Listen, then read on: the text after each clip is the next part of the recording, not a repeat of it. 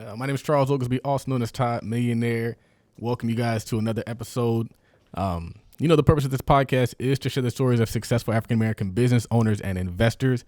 We want people to learn that business and investing are the true keys to financial success and generational wealth. First, shout out to my temporary co-host, Brother Henry Amazing. What's going on, brother? Man, life is amazing. Glad to be here. Man, I'm excited. This is going to be a good one. Yeah, so you guys are in for a treat.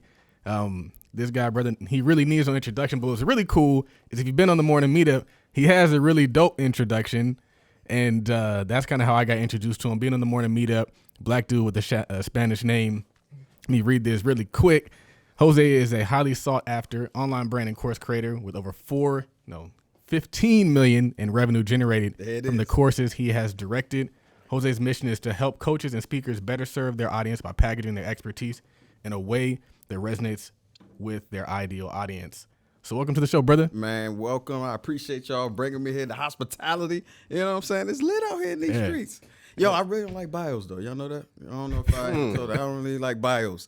One of the things I always say for real is it's almost like if you're in a new relationship, they could care less about your old work. You know what I'm saying? So it's about the value that I'm bringing to you now. Then you be like, you know what? All right, I rock with this cat. You know what I'm saying? Bios and stuff. Like, I ain't do it for you. Yeah. You know what I'm saying? I did it for somebody else. But what have I done for you? If I added any value to your life, we rocking. Man, so usually what I ask people is for them to tell us a little bit more about themselves. Yeah. Can you walk us through that? Yeah. Jose, I had a lot of years, about 17 years in the retail game, right? In that retail game, I learned how to hone in on your brand, right? And so brought that into the space of speaking, authors, coaches, and things of that nature. One of the things I noticed as a personal brand, even in retail, I would have people, I was always like number one in the country, you know what I'm saying, as far as sales within Verizon Wireless. And one of the things I noticed, I would have people who would come in and spend like 2 hours waiting, like, no, I'm here to see Jose.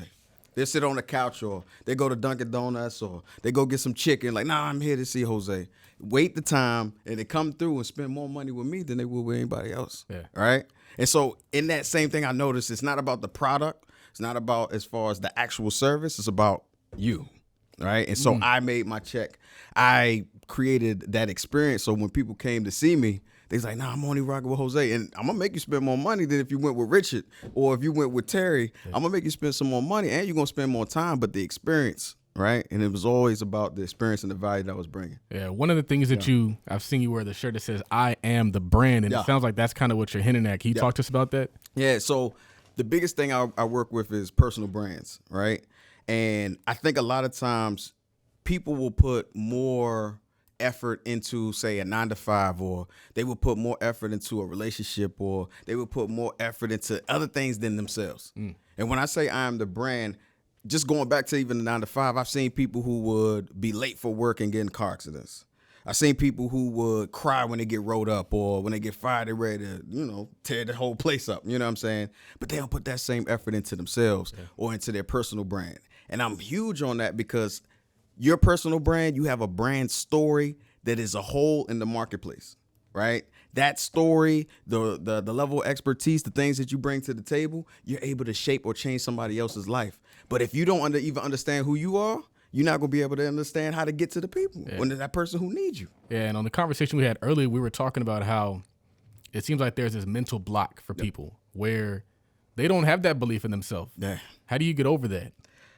The best way I would say as far as getting over it is first with repetition. Second off is accountability. You got to have somebody to be able to talk to. If you're doing this thing by yourself, it's not going to work. And that accountability could be a coach, a mentor, a trainer, a significant other.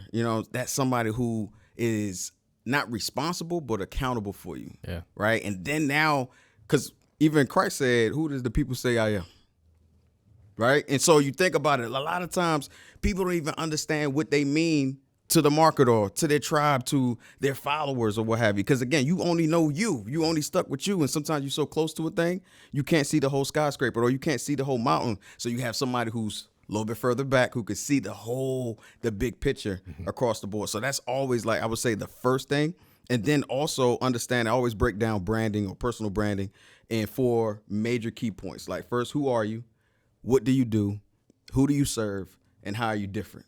And this is the pinnacle of it. Yeah. Once you understand that, then now you're like, okay, I understand me. You know how to show up in the marketplace. You know what type of content you're putting out. You know what the people that you're dealing with. And my favorite of them for real is the how you different. And the main reason that is, once I understand how I'm different in the marketplace, somebody who do the same thing as me, I understand that they're not competition, they're a collaborator. Right. There's no such thing as competition. And the main reason that is I could collaborate with anybody. Shout out to Danielle Leslie, the queen of courses, reached out to me. It's like, yo, I need your help in this space. I'm like, whoa. You know what I'm saying? I was more, I'm a fan. You know what I'm saying? But then at the same time, I still understood. I was like, yeah, it was bound to happen because I do something different than her. I do something different than the team and the value that I bring to the space. Shout out to my guy, Justin Burns, again, in the course space, owns Maestro. Reached out like, oh, this is the partnership I'm trying to put. Again, understanding there's no competition. It's always collaboration because I understand how I'm different in the lane that I'm specifically in. Yeah, I would say what's interesting is when people are launching out and they're doing something new, most people don't want to be different. They want to do what everybody else is doing. They want to do what they've seen work for other people, and then they get out there and they struggle. Yes. So how do you find faith in your uniqueness? How do you find confidence in your uniqueness? So I am always based off of quantifiable results. Like even when I'm doing a course, the first question I ask them when somebody want to come to me, I say, who have you helped? That's the first question. I don't know if you ever watched The Walking Dead, and Rick will always be like, how many people you killed? How many walkers have you killed? That's the same thing. You want to rock with me on the course? How many people you help? If you haven't helped anybody, let's go help somebody. Those quantifiable results, you're speaking to that. You're not really speaking to your gift. You're not even really speaking to as far as what you bring to the table. You're speaking to the results. So every time I'm showing up, I'm talking about every client that I had when put out a course. It's 100,000 minimum in 11 months. I'm talking about a $10 million course that I have. I'm talking about the 5 others that hit over $1 million. I'm talking about that we got a 95% completion rate as far as all of my courses across the board, whether it's trucking, whether it's 2 nurses, whether it's mobile home. Like I'm speaking to the results, right? And that's how you know it's a high level belief. And then what happens is we talking about competency versus, and I forgot the other word. I'm having a brain fart. I'm podcast out today, like for real. But what happens is, in layman's terms, before even knowing the words, because I'm having a brain fart, if I speak something at a high level, I'm passionate about it, and I know it, I can make you believe it. Right. And so when I know I have those quantifiable results, I'm speaking to that. I could be lying for real, but somebody's gonna believe it, right? Because of the level of passion. You like, yo, you know what? I see what he's talking about. Myself though is always about the quantifiable results. Yeah. So somebody comes to you and they say, I want to create this course. Yep. And you say, well, who have you helped? And they say, well, nobody yet. Mm-hmm. What's your response then? So let's go back real quick. I always tell my hip story. I'm getting old in these streets. You know what I'm saying? My birthday was last Monday. And I was actually doing a jog run type situation, trying to beat my old time, but I messed my hip up, right? I'm talking about hurting. Like I see why they be making those commercials about hips. Like it was messed up. So what I did was I went online, went on YouTube, went on Facebook and Google, and in 3 weeks I was able to heal myself. No doctor, no nothing. Can I make a course about that, about hips? I think so. Okay. What do you think? I don't know. I say, go ahead. Because you've helped yourself. Okay. You were able to work through something and get yourself the result. Mm-hmm. I love it. I say yes and no. And the main reason that is we're selling to other people. We're not selling to ourselves. Right. So if we're selling to other people, why not help other people? And here's another key. Now, if I was able to help you get your hip straight, y'all get y'all hip straight, you get your hip straight. Now I have a formula. I got a formula now to fix hips. Right. Now I'm like, okay, you know what? Based off of my quantifiable results, I could create a promise. You might have been in 3 months. You might have been in 2 weeks. You might have been in 2 days. I always say the promise is within the average. I'm saying, you know what? My proven system, the way I do it, my je ne sais quoi, the way I do it differently, everybody else, I'm going to get your hip straight probably in a month.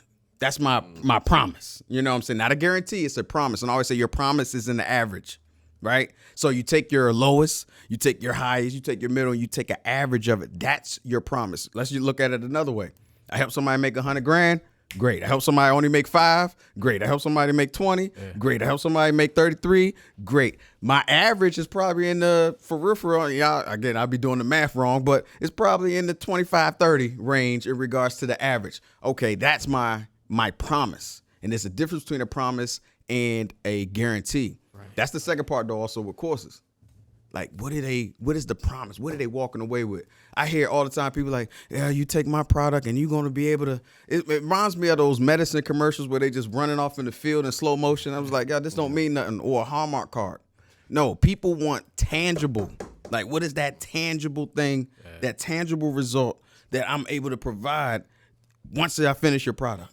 I've never heard anybody use the term promise. Mm-hmm.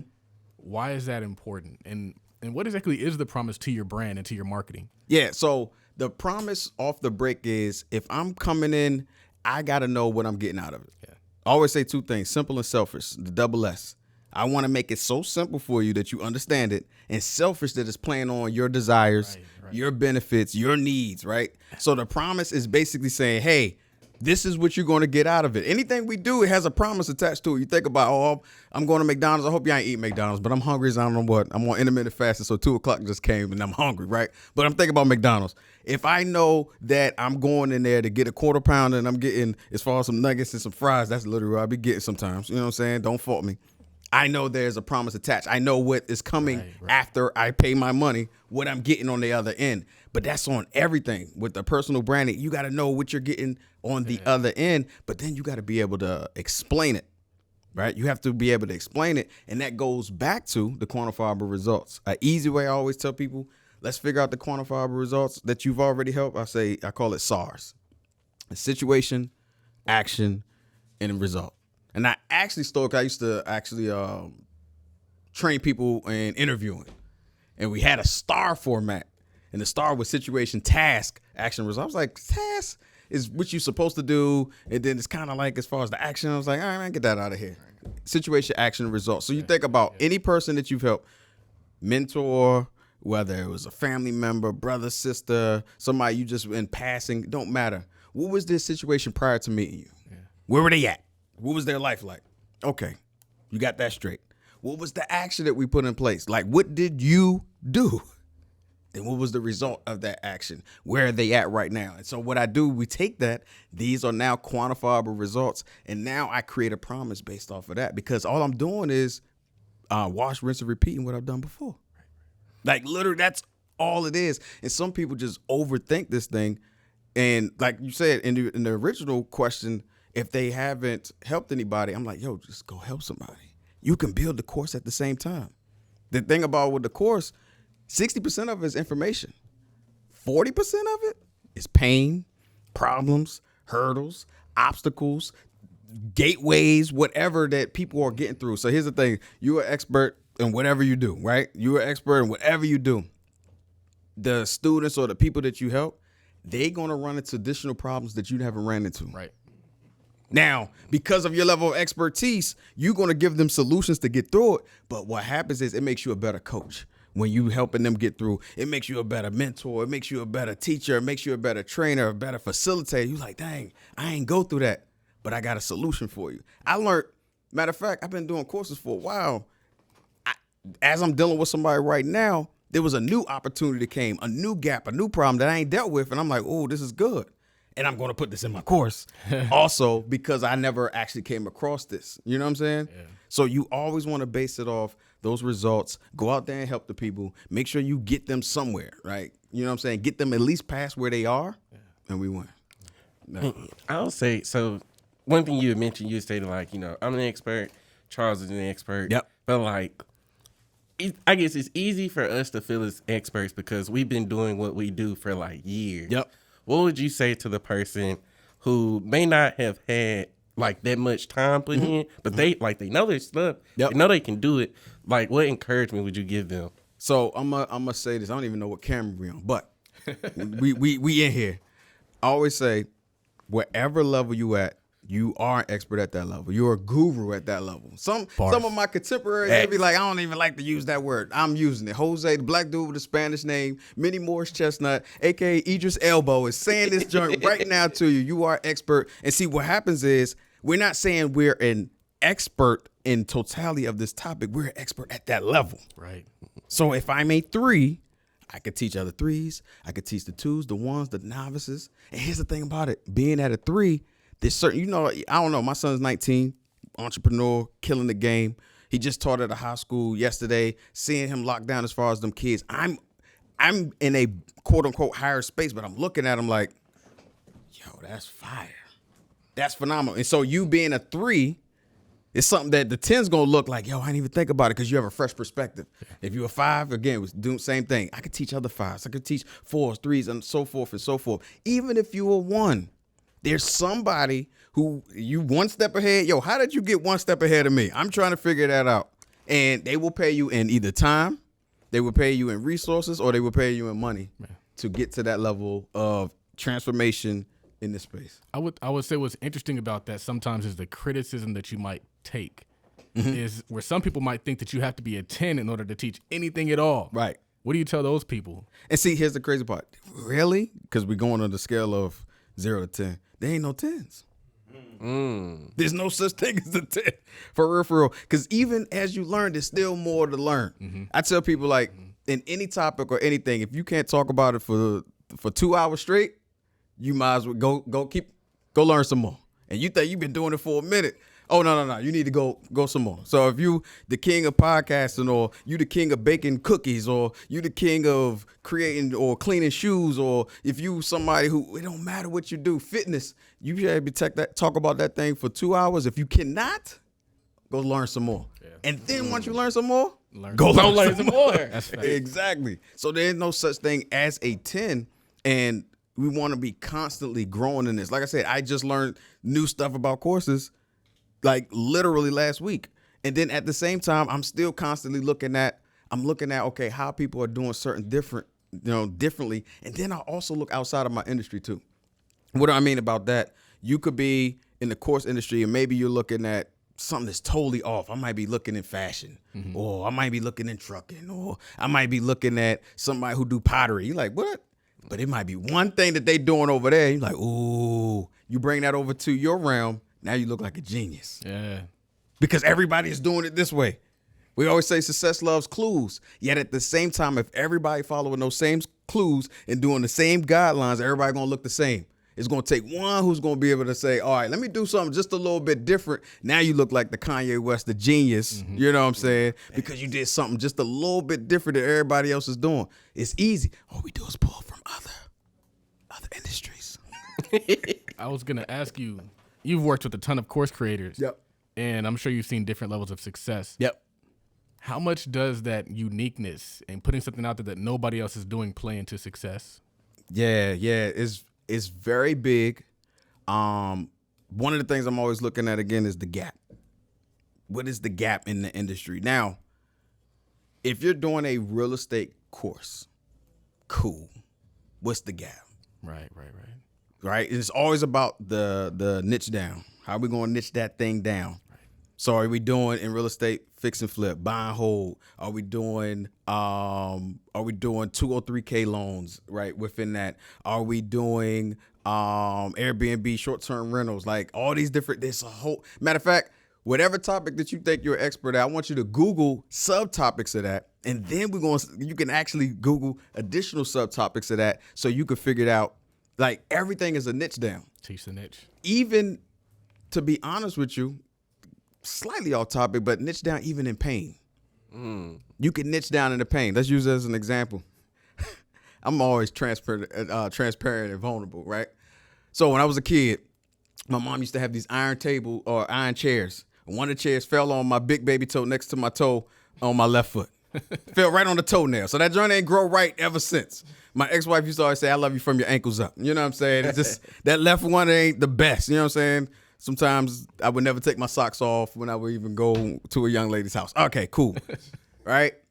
When I work out, sometimes that toe will actually hurt. So I got to trim it down and things of that nature. Y'all still rock with me, right? It hurts. I can go to one, patient first or urgent care. Then, for real, I could go to an ER because it hurts. Then I could go to patient first, urgent care. Then I could go to my specific physician. My physician say, hey, we're going to, I need to get you with a podiatrist. Most people will stop there. Podiatrists, though, they deal with what? The toes, the foot, the arch, the heel, the ankle. They deal with the skin. They deal with the bones. They deal with all that. No, I need somebody who helps the big baby toe next to the big toe nail. That's what I need help with. I will give you thousands upon thousands. If you out there and you deal with the big baby toe next to the baby toe nail, I will give you thousands of dollars to help me. Mm-hmm. Now we talking about a level of mastery. But a lot of people, I think what they're thinking is if they niche themselves so much, they're going to run out of customers. I love it.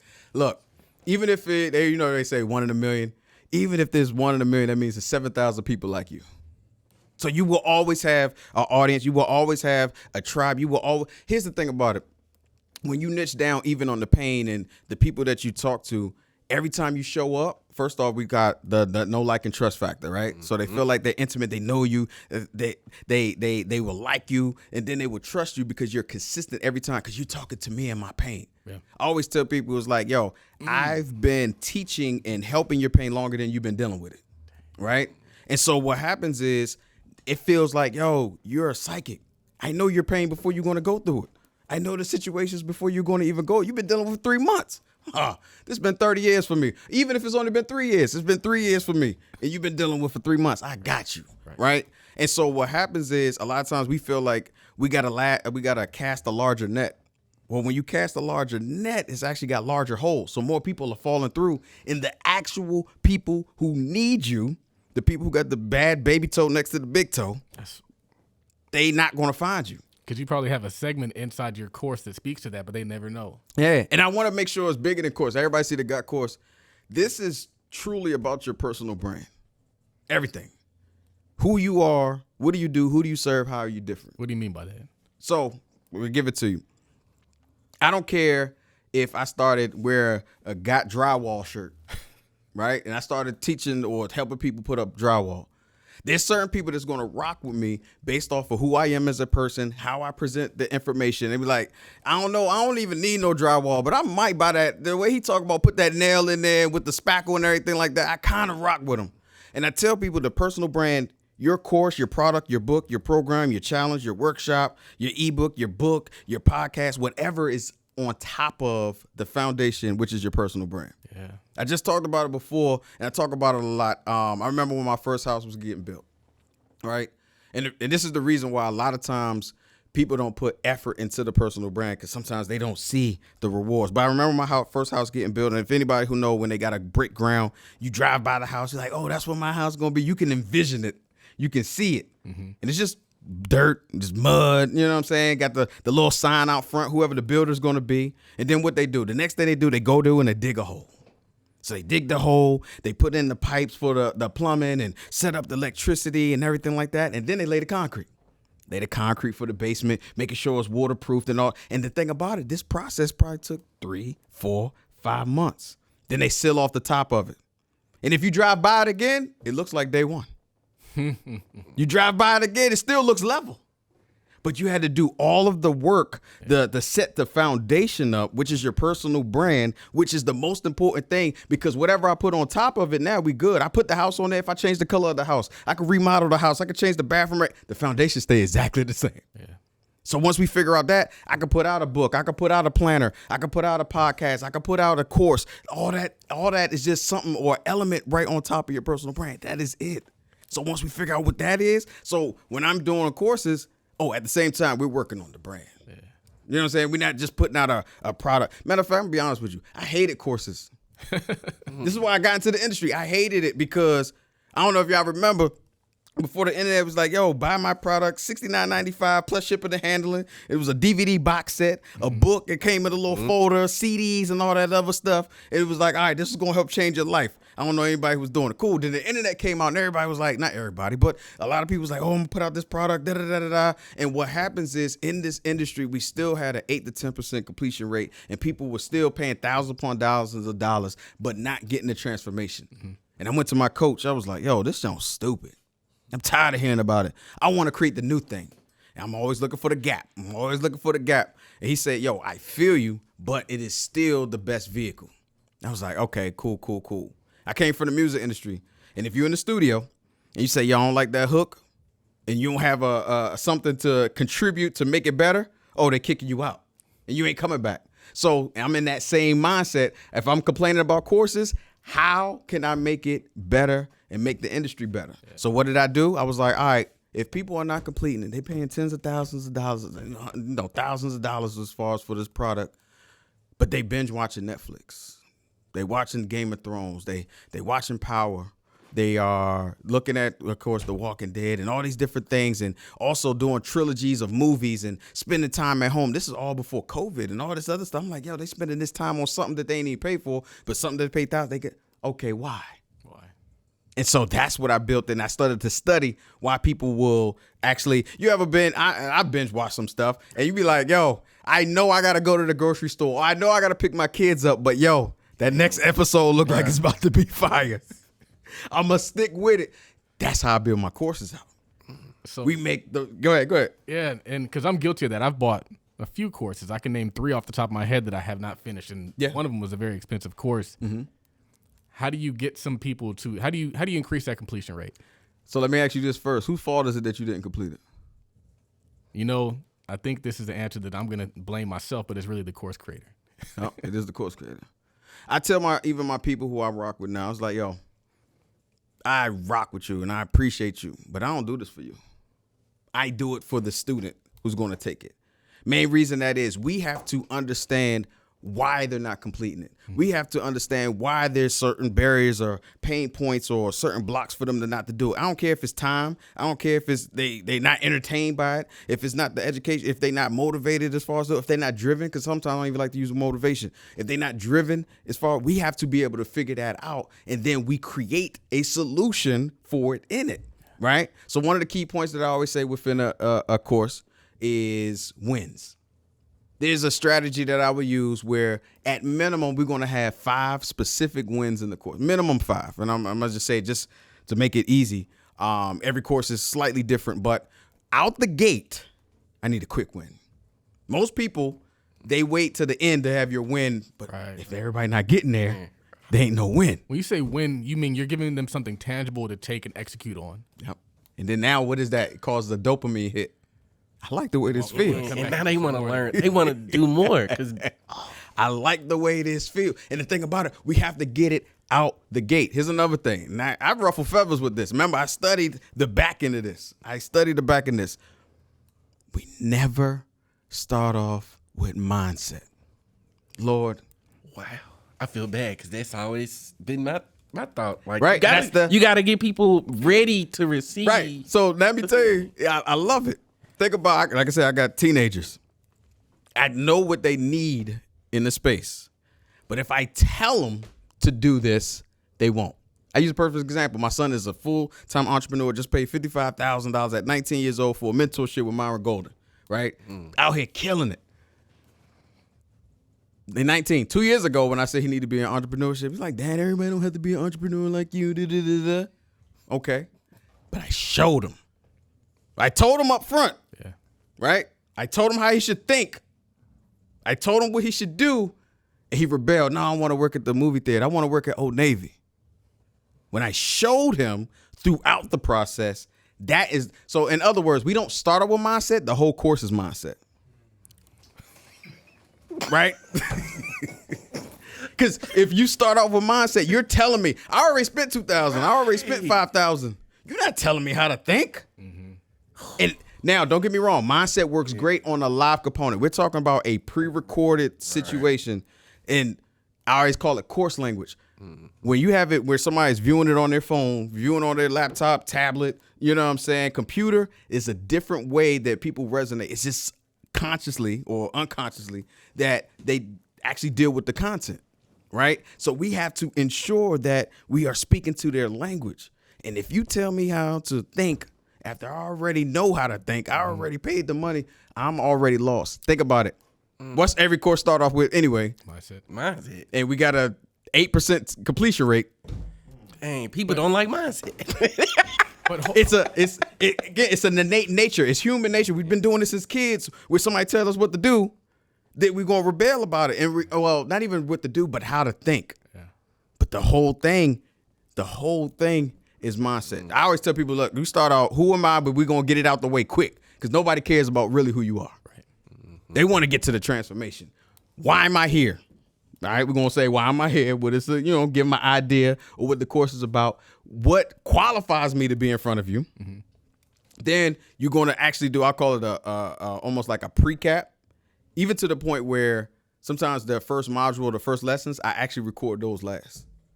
I write them in the outline first, but record them last. Why? Because after you finish, you already doing a review. You know things that you touched on. You know things that were key points. Then you go back and record the intro or those intro ones first. Mm-hmm. I'll also say, just like a song, that first line and that last line is the most important.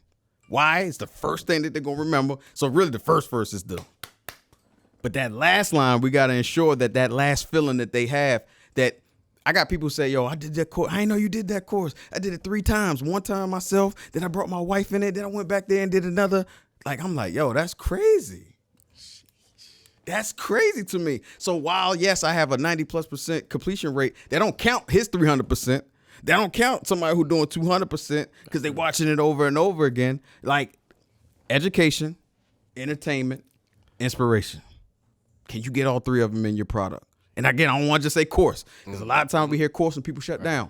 Right. Your product, your service, your program, your workshop, your book, your ebook, all these things, they follow under the same guys. Yeah. Man, I guess so. And of course, you literally just touched on it when you talked about like how when people hear the word course, they may shut down. Yep. But what do you think people underestimate about just the power of a really just a well packaged and well thought out course? Like, what do people underestimate about that? As a consumer or the creator or the... I would say really both. But we can start with the creator. Yeah, I'm curious about it from a creator standpoint. Yeah, we can start with the creator. From the creator standpoint, and not to go too deep, 'cause I have real life situations in here, but what happens is they think because I have the information, and like I said, if I have that level of success, I have the information, I'm going to just win. Here's the thing. People don't pay for information. They do not pay for information. Just rock with me. They pay for organization, application, transformation. They never pay for information. Why? I could find information everywhere. I could Google, I could listen to a podcast, I could be on a webinar, I could jump into a challenge. I could do all these things on YouTube University. I could get the information. That's why I always tell people to just put it out there anyway. Mm-hmm. Throw it to the world, give it to them, but not in a organized fashion. We'll give it on my course. I do a course talk. My course talk, I'm giving all the game away. 1% of 1% of the people can actually take and fly. My guy, was with my guy Jason, build out his the federal code, federal government contracting course. He literally said, yo, I got one student just off of his lives was able to get their first contract. We applaud them. But the thing about it, that means it is so good that one person who quote unquote did not pay, we got 10 to 20 to 100 other people who are buying the program because they like, oh, I need this. Mm-hmm. Versus somebody who say, well, I took this live that you did, I did this, I kind of rearranged that around. Again, people first pay for organization in an organized fashion. Can I apply it? And then will it transform my life? So that's the first reason that they underestimate it. So they think because I got the information, oh, I'm good. Mm-hmm. I've had people who's like, yo, I want to rock with you because everybody say I need to rock with you, but I already got an outline. I'm like, okay. And there's so many outlines that I've seen, and I look at, because I call the outline like the Bible. I look at it like this is the script to the movie because we built this thing out like a movie. I look at it like the script to the movie, and what will happen is, as I look at that, I'm like, yo, you just threw spaghetti on the wall, hoping it would stick. Mm-hmm. Mm-hmm. You born. Like, sometimes we think it was A, B, C, D, E, F, G, H, I, J, K. On one, it might be that. When somebody is actually viewing, sitting down at their home, got kids going on, got 9 to 5, got work, this, that, third, it might be A, C, D, J, K, B, C. Like, we might have to move things around based off of the way people learn. Yeah. They think that it's going to be linear the way they actually learn. And more than likely, you didn't learn it from a course. You learned it one-on-one. So underestimating the fact of how people like to learn. Or how people, and some of the times people don't even know. This comes with me being in retail and me coming in sales and what it makes people tick. What are certain things? What are certain buying cues and things of that nature? And it just so happened that I didn't even know that's what I was doing. And I put that all into building out courses. That's bars. You know what I'm saying? I put all of that into the little gumbo. Another thing, as far as for the students, they underestimate that some of these courses will work because they've been burnt before. Yeah. Now, some of them been burnt because they, like I said, they're incomplete. And here's the thing, and this is so important. Reason why I say completion rate, because you have courses and then you have, I call them resources. You'll have some people like I did Justin Phillips' course that come out talking about the last e-com course you ever need. Justin Phillips from Support Black Colleges, salute. That is a resource. We good? That is a resource. And what happens is everybody might not go through the whole program straight. I only need, the app section. I only need the influencer marketing section. I only need setting up the Shopify section. It's a resource, and we labeled it out specifically like that also. So somebody can take it straight through, or I'm already at a level, I don't need all that. Let me get straight to the, I just need that, right? And so understanding if it's a course or a resource, and some people have already been burnt because they like, I didn't get nothing from this. I didn't spend my money. I ain't getting nothing from this thing. And again, I always say it's the creator's fault. I like the idea of a resource because I never heard of that. Yep. But I think it frees you because sometimes I'll have an idea or I have something I can even add to the products that I put out there, but I won't do it unless I can package it up linearly into a course. Yep. So a resource, what does that look like? So a resource I always look at almost like I don't have to start at an intro. I can come back to this thing when I need it. So you know how sometimes we got to ask our coach for something. Okay, this resource to say, all right, I'm stuck here. Is it touched on in there? Okay, let's go. Let's go straight to that part. Oh, okay, that's the only solution I needed. All right, I'm good. Right? That's what a resource would be versus a full-on course where it's saying, hey, this is a program. You take this program. This is what I'm promising you at the end. Well, the resource is basically, it can serve as both, but it's saying, hey, you don't need all this. You might need just this portion. You might need, and this is where you can actually just connect with that piece and be able to execute on it. Yeah. So you mentioned organization, and I don't think a lot of us even put a lot of thought into the organization. Yeah. What does a good outline and organization look like? So it will depend on the topic. And one of the things I always say, there's no, like I use a perfect example. I still hand do every one of my courses, right? So I'm in the trenches with them like a surgeon. There's no specific A, B, C, D, E, F, G that you can just fit in, right? Now, in regards to things that you want to be looking at, I always say one of the things is we're looking at on most of the modules, we want to have call to actions. That's one. Now, call to action means something physically they can do, think about, write down that they could do that's going to receive a result. All right, cool. We got that out. The second thing I always look at in a module, or sometimes we call them chapters, they could stand alone by themselves. Right? So we're talking about a specific topic or at hand, this niche down, because everything is a full-on topic. Your modules are smaller topics within. Your lessons, which is the videos, are even smaller topics within that topic, right?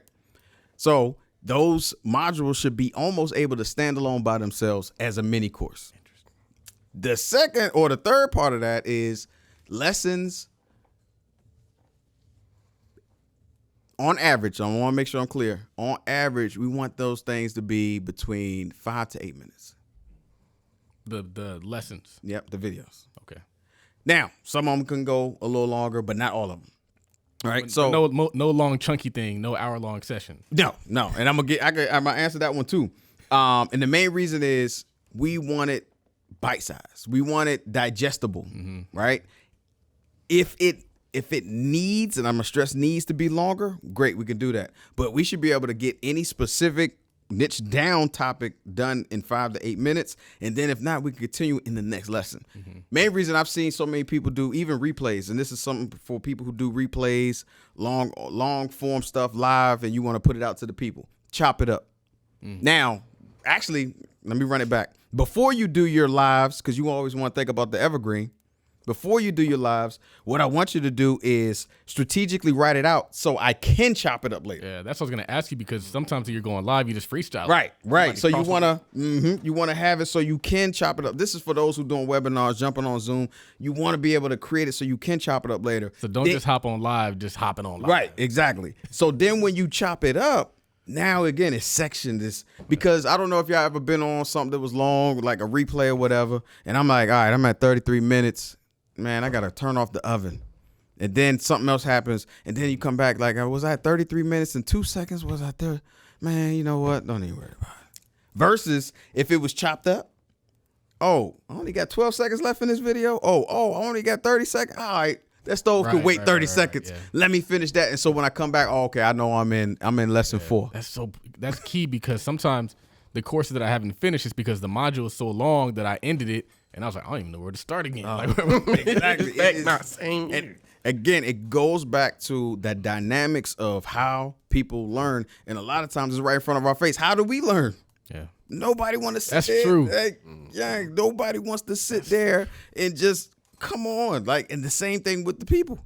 We put ourselves in the shoes of our students. Yeah. That's it. Yeah. It's really, I mean, I promise you, it is literally that simple. It's the same reason why when you go buy a car, they like, yo, I know you like this car, whatever. You still got to test drive it. Mm. And the main reason they want you to feel like you a part of it, you're in it. We got to put ourselves in the shoes because you got to feel it. You got to feel what it feels like as far as for the student. You got to feel what, I don't know if it's real, but I heard cops got to go and tase themselves or get tased so they can know what to tase. I don't know if it's real, but if it ain't, in theory, that makes sense because you want to know what it feels like. Mm-hmm. You know what I'm saying? You got to know what the students are going through. You got to know the pain points, the struggles, the barriers, the obstacles that they're going through so you could create solutions for those pain points. And then now they rock with you so hard. They like, yo, this is the best thing ever. Yeah. The best thing ever. Quick little drink about the pain. I came up with this about 3 weeks ago. We'll call it the 12 donut theory.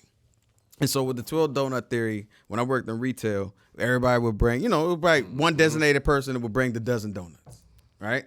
And so the donuts, they come in, everybody going crazy. You might like the glazed joint. Matter of fact, which ones you like? Nah, I like the glaze. You like the glaze? The pink stuff. The sprinkles? Okay, yeah. What you got? Probably chocolate. The chocolate. All right, I like sometimes with the little stuff inside or whatever, with the chocolate, whatever. Yet you would eat maybe one or two that you like. But you be like, yo, you always bring the fire donuts in. You only had 2 of the dozen. All right? So y'all rocking with me. You only had 2 of them, but you like, yo, these are so fire. So I look at those donuts as pain points. So every time it's only 12 pieces of pain that I'm going to talk about. Right? So what happens is when I show up on a podcast or I show up on the live or I show up on my course, I'm only think about it like this. Gary Vee talks about the exact same thing every time and still gets $125,000 to talk about the same thing you're going to hear on YouTube. I love my guy, Eric Thomas, work for him. What he going to talk about? High school dropout, 12 years to get a 4-year degree, how he loves his wife, only woman he's been with since 16 years old, eating out of trash cans, situations with he's talking about pain, the same ones and flipping it a different way, of course, but it's the exact same ones every time. So here's the crazy part. When you show up, all you got to do is bring 1 or 2 donuts. And then they're going to be like, yo, you got the best donuts ever. Jeez. Think about it another way. You ever been to church? You sitting in there. You know what I'm saying? Pastor going in, and he hit that one like, ooh. Oh, he's stepping on my toe, my big baby toe next to the big toe, the toenail. You're like, oh, you stepping on my toes, Pastor. He said 2 things that resonated with you throughout the whole sermon. You like, that was the best daggone sermon I ever heard in my life. 2 things. If somebody else is hearing something else that resonates with them, and they probably thinking the same thing. There's somebody else who ain't even got no pain with the pastor saying, that was trash. Those ain't the people that's for you. Those ain't the people who rock with you. Those ain't your tribe. Those people who like, yo, you're not talking to what I need. Yeah. So, all right, cool. You don't like my donuts? Then, yeah, go get your own. Jeez. Dunkin' next door. And so it's like you have to kind of organize the things that you're going to talk about in terms of pain. How do you do that? Because, I mean, even me, I think sometimes you try to ignore that stuff. You ignore the things that push you to get to where you are now. And you don't want to talk about that on the internet. You don't want to share that. Mm-hmm. How do you get to that point? So I always talk about the client avatar, right? And I used to teach it some 5 years ago where it was like, yo, what's the demographic? Where are they getting their news? What is their race? What's their culture? Levels of education? How much money they make? Do they have kids and all that other stuff? And one thing I noticed is pain has no demographic. Right? And so what happens is, yes, we figure out the pain first, and I'll give you some ideas. I even got 15 wrote down for my avatar. Even though I know her like the back of my hand, I still got her pains getting down. So sometimes I want to get right with my own avatar, right? But if I know the pains, then I just wrap it up into a shell. So every time I show up, I'm not even talking to y'all. I'm talking to her. Name is Sharitha. She's 35 years old. She got 2.5 kids. She was previously married. She's now divorced. She's going through situations as far as dudes that she's dating. She's been in entrepreneurship for 6 months. She's looking at people online and she's like, yo, I could do it better than them. But at the same time, she's figuring out, how can I monetize my brand? She got 2 kids. The kids literally are back in school. They're keeping her up at night. What's the things keeping her up at night? They're keeping her up at night. She don't live in the most affluent neighborhood, so there's ambulances and police cars. What's also keeping her up at night? The dude's trying to get a little bit of the cookies, right? She trying to sleep, but also keeping her up at night. She's trying to figure out how she gonna make school work as well as entrepreneurship work and be the best mom as possible, still get her spiritual life going on, and then be married. And then the thing about it, how is she going to do that? She's going to be able to do that with a program, a workshop, a course, and monetizing her ideas. I know her like the back of my hand. So every time I'm talking to her. Yeah. Once we get that, then now we talk about the pain. Now we're in the space, and every time I'm showing up, like, I'm not talking to y'all. I'm talking to Sharitha. Sharitha, I see you out there. She don't exist. Right. Now here's another key. Sharitha, for real, even though she's 35, female, 2.5 kids, Sharitha's the old me. Sharitha is the old me. Who is better to go get over the pains than you, because you went through them? Who is better? And all I'm doing is, just like we was talking about before, I'm using my pains and my solutions to help other people in that same space. Sharitha was a procrastinator. Jose was a procrastinator. Sharitha is looking at as far as the scoreboard. Jose used to look at the scoreboard. Why I can't get that? I know I'm better than them. Jose, like, I'm looking at, all I'm doing is talking to the mirror, for real. Yeah. So for people like, yo, I don't even know who I'm talking to. Remember, who are you? What do you do? Who you serve? That's who you're talking to. And how are you different? You don't understand who you're talking to? The first thing is look at you. Let's look in the mirror first. Then, okay, for those who say, I don't want to do that one because I talk to a totally different audience, cool. Let's look at somebody that you help successfully. Then you always, if her name Jessica, I want you to talk every time to Jessica. You help Jessica to get to a level. What was the issues that Jessica ran through at first? What was her real story? We're going to talk to her. We're going to talk to her every time we show up, because there's 1,000, there's 10,000, there's 100,000 Jessicas out there.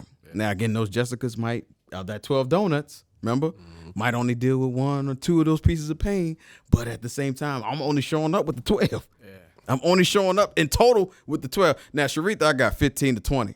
But I'm still only showing up with the 12. Yeah. Man, that's powerful. Because, like, even when I think about just the content I've done, like, that's literally the strategy I've used. Because, again, like you stated, there are other people that are going to experience what you went through. And going back to the levels, like, of course, we're always increasing our level. Yeah. But, like, there's always going to be a level 1. Always. Yep. Always a level 2. Yep. When you hone in on that avatar and you really, like, you get your stuff together, all the stuff you talked about, those 4 points, you're going to win. You're going to win. Yep. And here's the thing.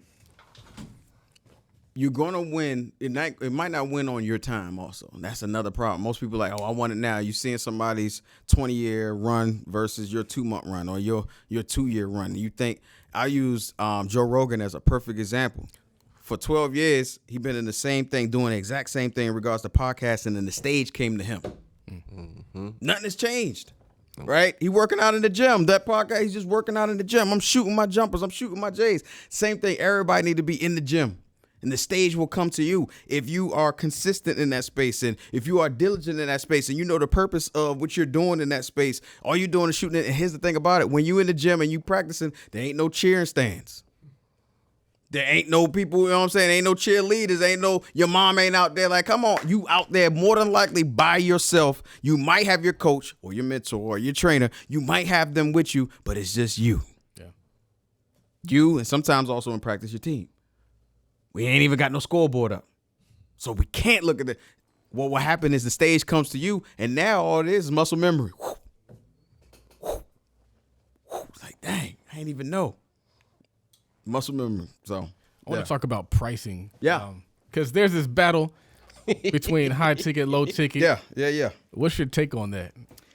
I look at the proposition of value. What is the proposition of value? How much time they're going to save, how much money they're going to save, how much money they're going to make. Literally in that order. Why do I say that? First and foremost, everybody think about how much money you're going to make. I can make more money anywhere. I always say I'm an ATM machine. I can create money. Right. Everybody's an ATM machine. Matter of fact, if they're watching this, listen to this, I want you to type it to yourself. I am an ATM machine.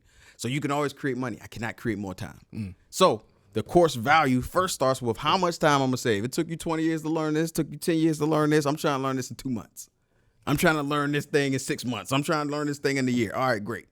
How much money is it going to save? You done spent money on and resources on mentorships and these webinars and other courses and things of that nature. I ain't trying to spend that. And I might spend this $2,000 for you, and whatever the level of investment is, I'm good on that.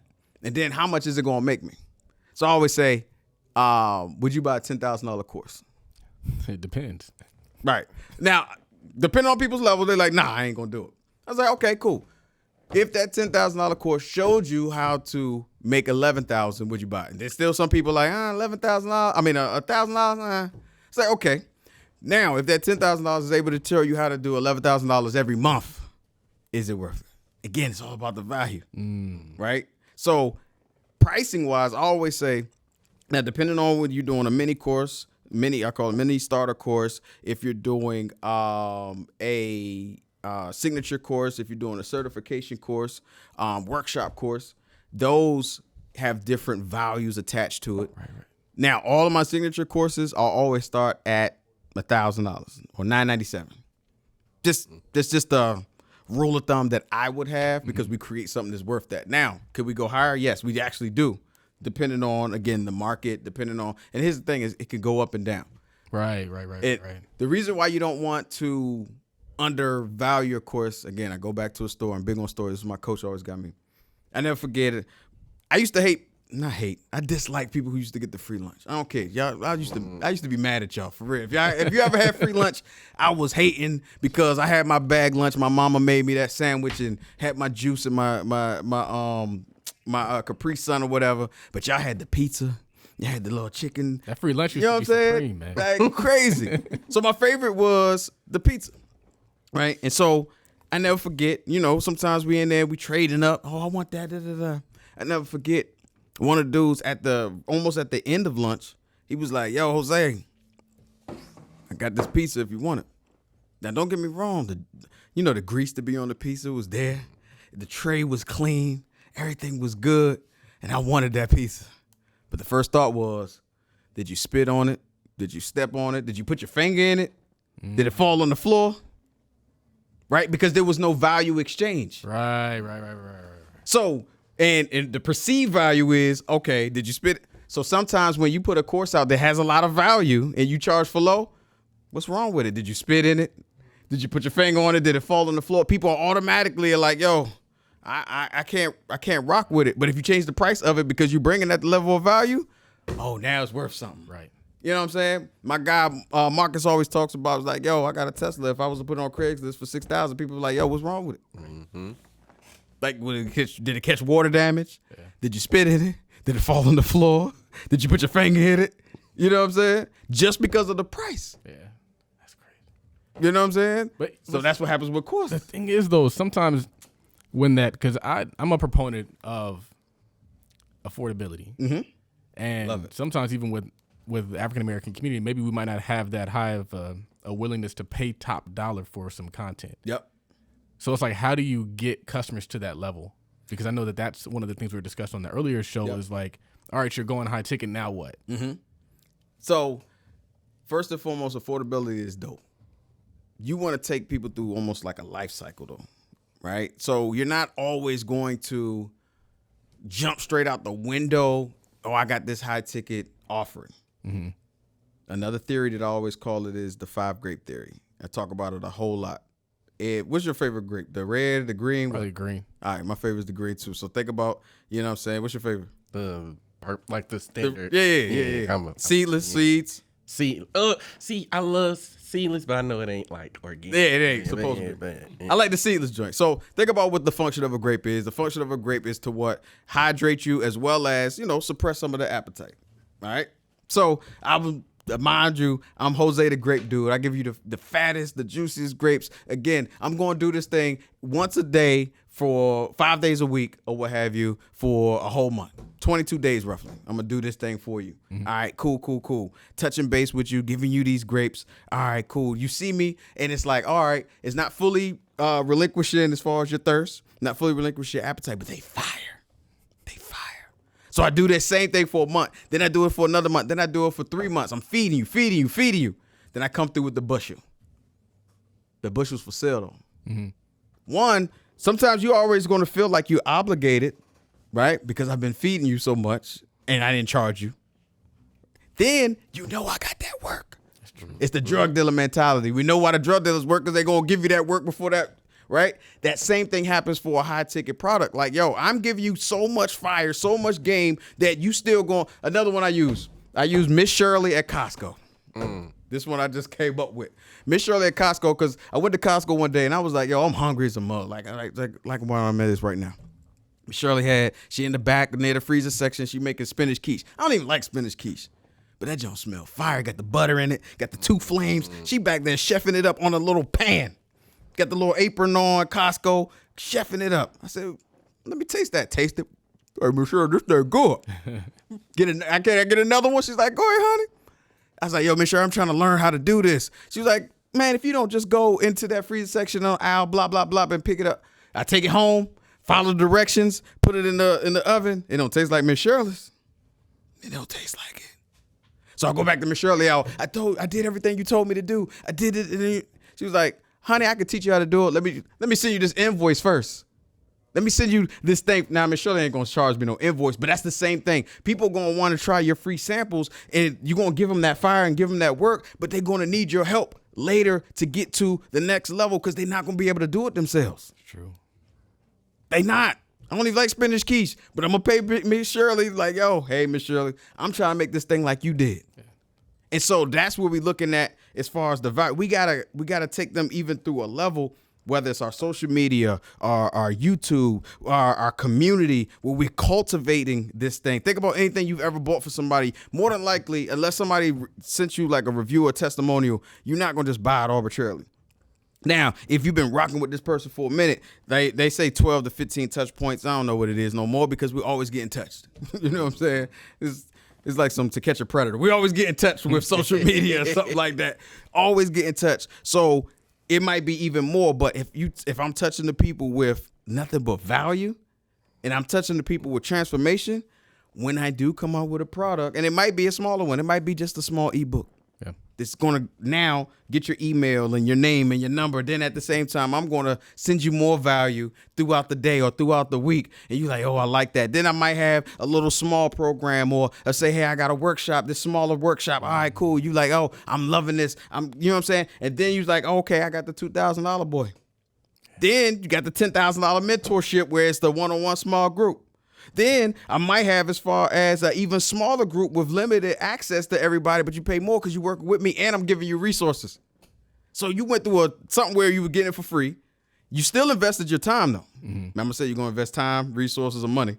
You still invested your time, whether it was a like, a comment, a share, a listen, a play. I still, you know what I'm saying? I still save. I still invested my time, but then it led all the way up to now I'm in your $15,000 program. Yeah. Because I went through that process. So it's not just jumping out the window saying, I got this big ticket item. Right. Can you lead them to the big ticket item? If anybody who's ever bought a big ticket item, more than likely you did not just buy the big ticket item off arbitrarily. Matter of fact, you probably spent more money with them than what the big ticket item is leading up to the big ticket item. Mm-hmm. Yeah. Thanks. Yeah. I'm curious, the ET plug, how's that impacted your life, and how did you make that happen? Man, the impact is just, so I always say I impact those who impact the world, right? And that comes from working with E and just seeing the lives that was changed. People coming to me like, I beat cancer. People coming to him like, yo, my marriage was in shambles, but you helped me.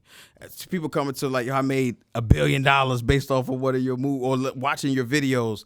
People saying like, I was able to get through as far as the sexual abuse or get through this physical abuse or get through any type of abuse. And I was seeing that level of impact. And I'm like, wow. And it changed me because anytime I'm showing up, also, I'm make sure I'm planting seeds of positivity. I'm always about adding value. I'm always about taking somebody to the next level. Think about it like this. Right now, if E were to, God forbid, leave, if you're watching all his videos once a day, it would take you 10 years to get through it. And that's still for free.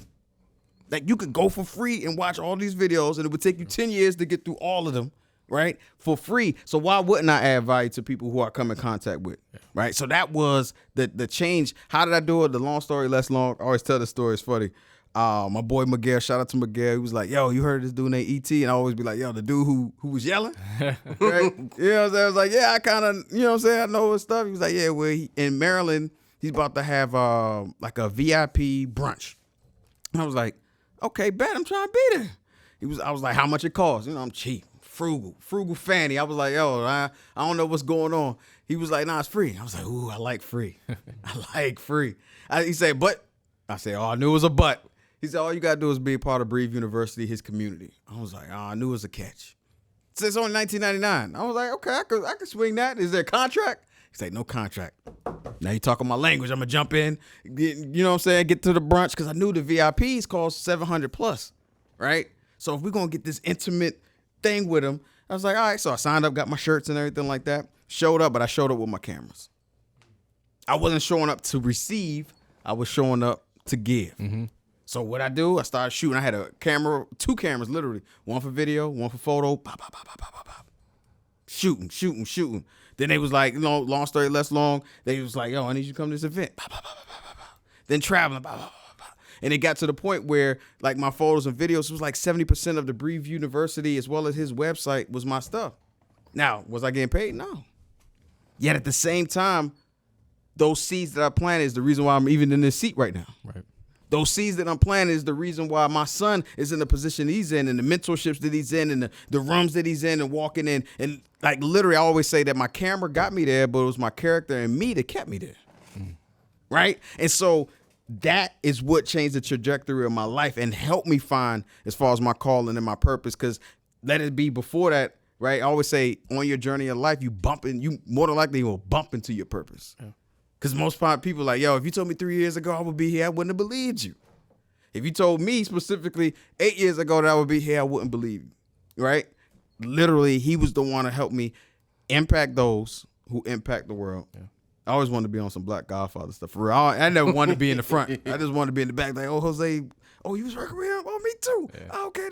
Always wanted to be that, but yeah. You've been a part of some really major products. I know Mobile Home Elite Investor. Yep.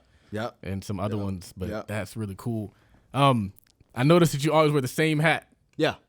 What's the strategy behind that? Remember, I always say again, who are you? What do you do? Who do you serve? How are you different? So I know part of that, how are you different, is we call it Gimmick. Now, if you look up Gimmick, right? Matter of fact, you got your laptop. I always say, pull up the Gimmick. I always say, pull up the definition of Gimmick real quick if you could. You know what I'm saying? Ladies and gentlemen in the audience, those who are listening, I just want you to pull out your phones real quick. Just pull up the definition of Gimmick for me. All right. And what does it say for definition of Gimmick? It says a trick or device intended to attract attention, publicity, or business. One more time. A trick or device intended to attract attention, publicity, or business. Right. And so when we say or, what does that mean? It basically could be one or the other, right? Mm-hmm. So let's take off trick. Mm-hmm. So it's a device used to, and so what happens is we always looked at gimmick as a bad word. Right. Definitely in the rap music and this, that, and the third. Well, here's the thing about it. If you have a gimmick, it could be a physical gimmick. It could be as far as your style. It could be as far as how you dress. Shout out to my guy, Ernest Epps. Even if you watch it, he does e-com. He will always be smiling. He's a little bit bigger. He will always have a plaid shirt on, a flannel plaid type shirt every time you will see him. All right. What happens is there is a familiarity and there's a comfort in when I know it's a predictable thing with a personal brand. You remember when Coke came out with the new Coke? Mm-hmm. In taste test, it tastes better. But people, because they changed it up, what are y'all doing? Mm-hmm. Lost market share because they changed it up. I've seen it where, shout out to my young ladies. I love y'all. I had a young lady I was dealing with, and shout out to even my African American queens. Sometimes I like Transformers. Like, you can change up different things. I had a young lady that was helping out, and because she changed her hair a lot, she looked different from her book. She looked different from her flyer. She looked different from the banners and the step and repeats that was there. She was walking through and people didn't even recognize her. And it was her event because she had looked different. But I only say that to say, dude, I love it, right? I love who y'all are as that space. But as a brand, though, as a brand, when you show up and you consistent, there's a feeling, there's a emotional response that come with it. I know what I'm going to get. I promise you, again, going back to McDonald's, and I'm not promoting McDonald's, but if you go back to McDonald's and they change the Big Mac, y'all going to feel a certain way. So there's a consistency in when you see the hat. Yeah. Matter of fact, I did it a couple times while I was thought about wearing my glasses, but I had my glasses on and my hat to the front. People like, who is that? And it's like, yo, it's Jose. You know what I'm saying? Right. I get that. One time I was actually teaching. I think I did it on the morning meetup. It was like Christmas. And again, talking about branding, they were so used to me a certain way. So I had my hat off. People ain't even know I had hair. It was like, oh, you got good hair. Had my glasses on. People just went crazy. I was dressed up with a tie on and everything like that. Mm-hmm. And then as I was talking, I took the tie off. I took the shirt off, took the sweater off, took the glasses off, put my hat back on, put the hoodie on. I was like, you see how you feel now? Again, it's an emotional response. Yeah. All I'm doing is taking advantage of the emotional response. Yeah. So every time you see me show, I just got off another podcast literally before y'all. He was like, dude, you're literally the same guy that I saw live. You're literally and that's internally and externally. So you will always see what you're going to get. And I'll always be red, black. That's why my cases, you know what I'm saying? My iPod case, I'm going to always have my, you know what I'm saying? I got to always have that junk red. You know what I'm saying? I'm going to always have, this was a gift. I was like, yo, why you didn't give me the red junk? It's like, you messing up the brand, baby. You know what I'm saying? But think about your brand is just an emotional response, and it's based off of the material, the content, and the pieces that you put out to the people and how they resonate with it. That's nice. Yeah. My last question before you wrap is, you're very big on religion. How do you merge your faith and your business? Or like, how do those two kind of coincide? So one of the things I would say in regards to the religion or belief, I'm gonna use it as belief because some people get scared of religion. So the high level of belief, is going to always exude through when I'm speaking, right? I don't have to say, hey, I'm a Christian, you know, or have to have on as far as the cross. You can see it, you can hear it. You won't hear me cussing. You won't be hearing me do all these certain things. And you're like, dang, okay. Mm-hmm. And the main reason that is, I can show up in the boardroom, I can show up in the church room, right? In the same way. Now, I might take the hat off, you know, out of respect, but I will be the exact same version of me. Why? Because it's in me. It's not a fictitious part of me. Right. You know what I'm saying? So merging it is not even a problem because it's not really merging. It's already there. It's almost like saying, how do you merge being an African American and a male? That's there. Right. You know what I'm saying? That's me. It's just one of the same. Or how you merge being a father and a coach? Like it's just there. It's innate. It's something that you're not actually thinking about. And so every time I'm going to, all right, perfect example. Again, following the ET lineage.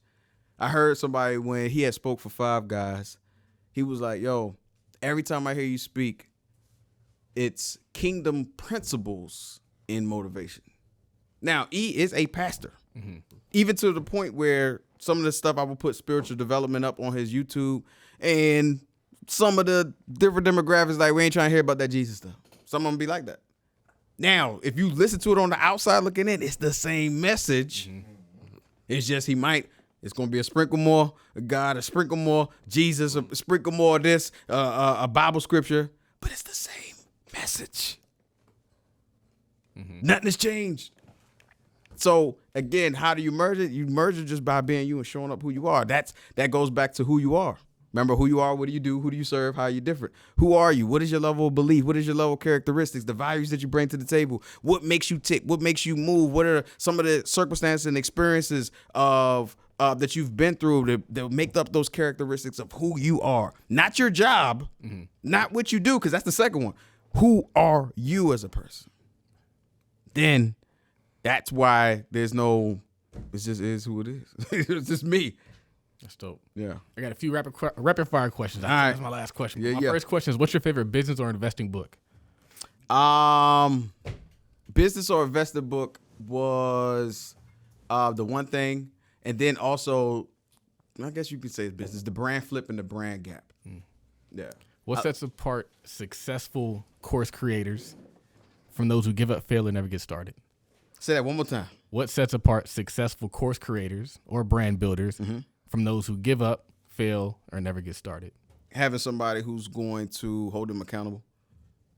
Yeah. And again, that could be a coach, a mentor, a trainer, somebody who's there to hold you accountable to get through. Yeah. What does wealth mean to you?